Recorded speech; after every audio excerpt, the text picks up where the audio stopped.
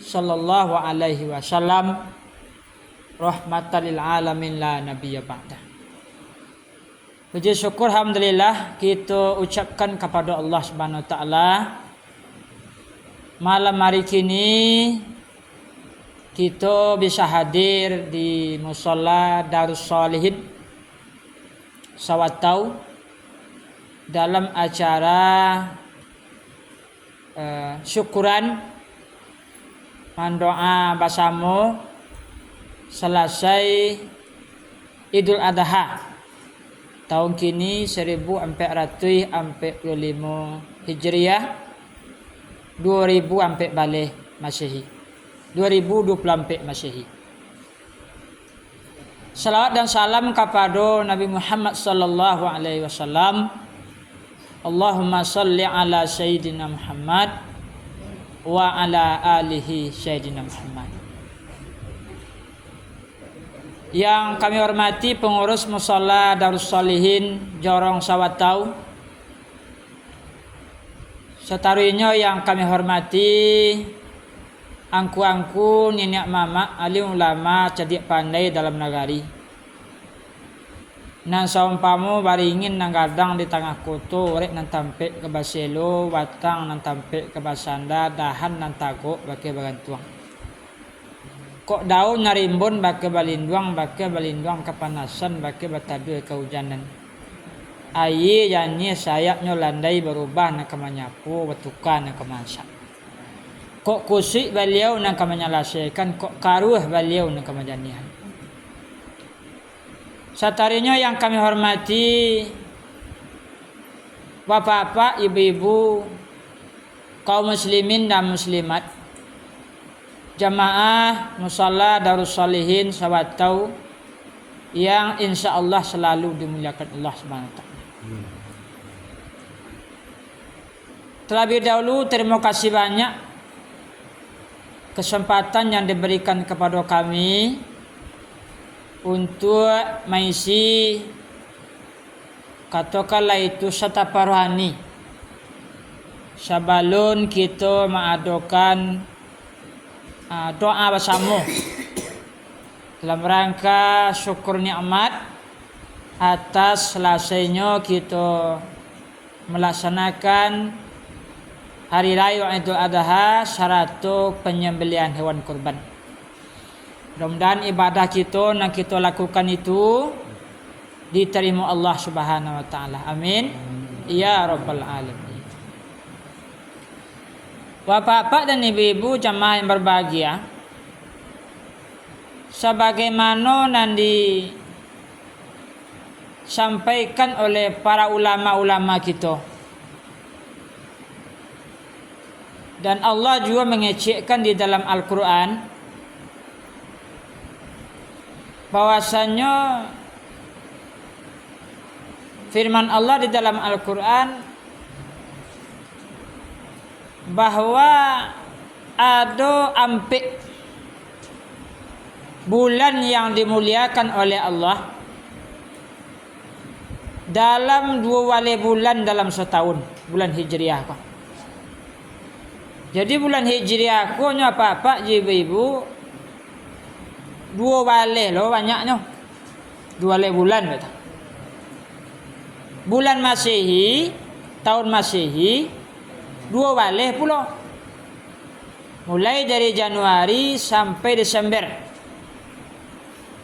Kalau tahun Hijriah 2 wali bulan loh banyaknya mak.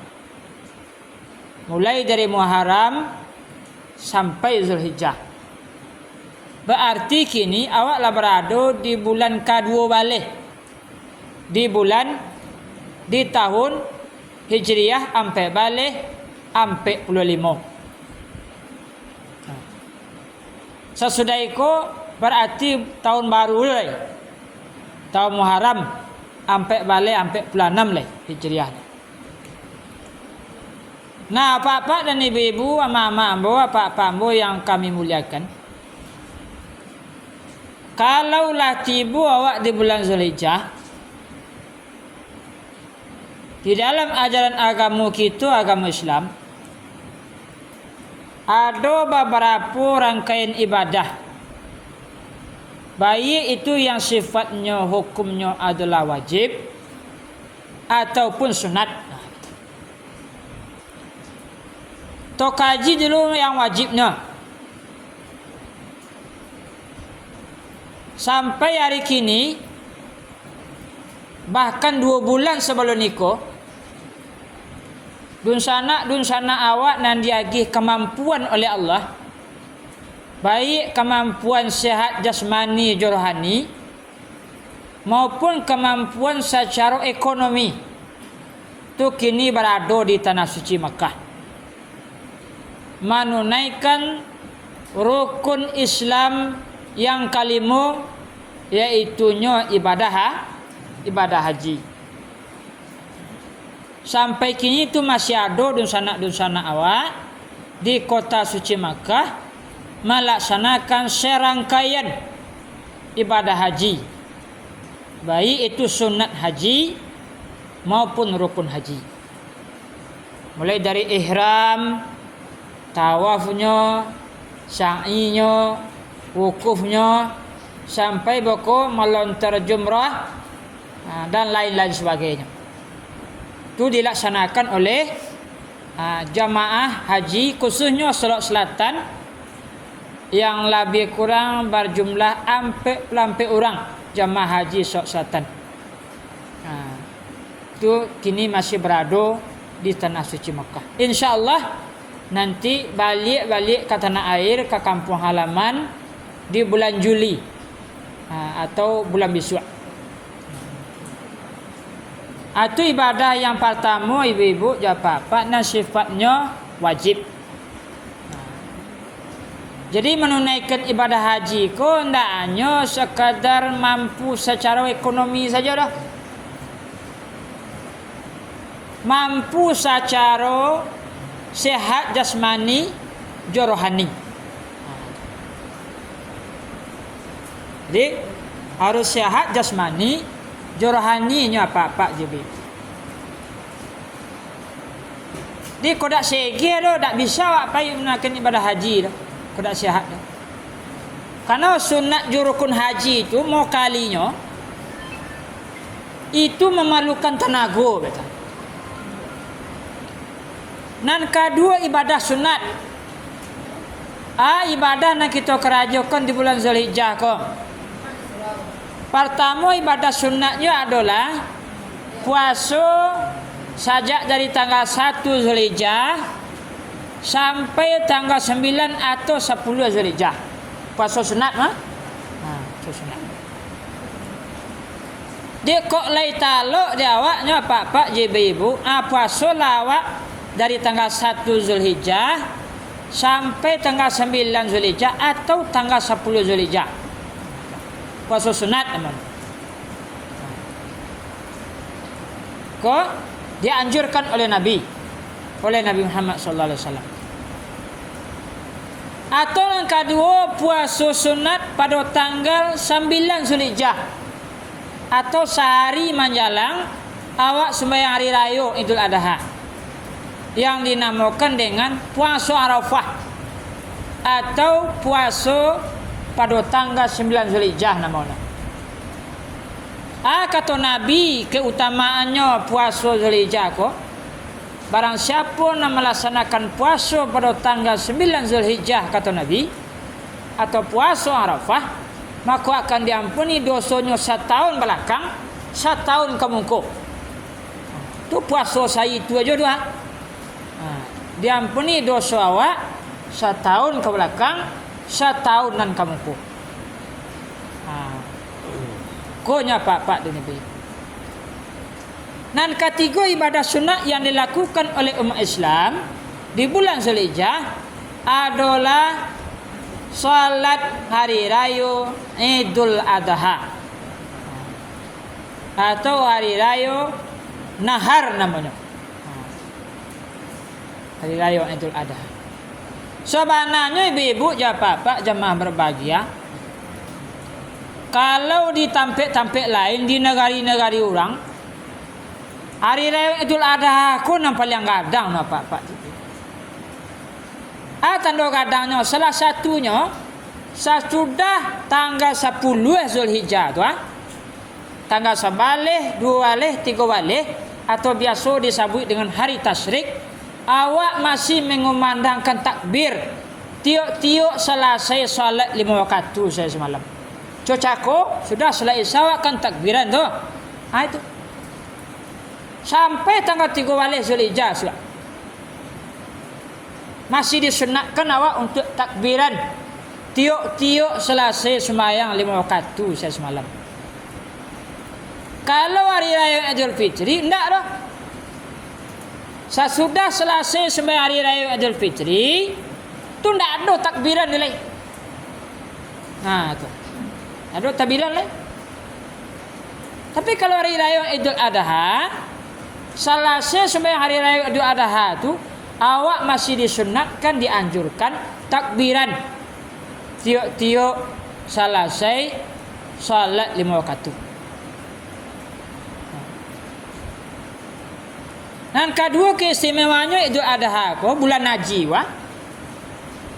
pada 3 hari selesai sembahyang hari raya Idul Adha awak masih boleh ajak kurban. Di kudak tak aja patang berkurban tu Pak. Boleh hari cako. Boleh besok cik lain. Kadang-kadang sudah sembahyang hari raya tu tak aja dah.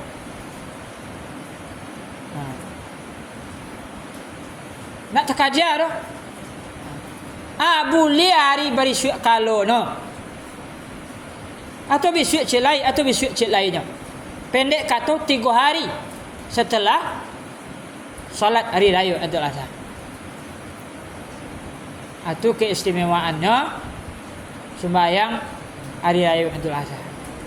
Yang selanjutnya yang keempat, ibadah sunat yang dilakukan oleh umat Islam di bulan Zulhijjah. Kita tak kemarantang panjang dah.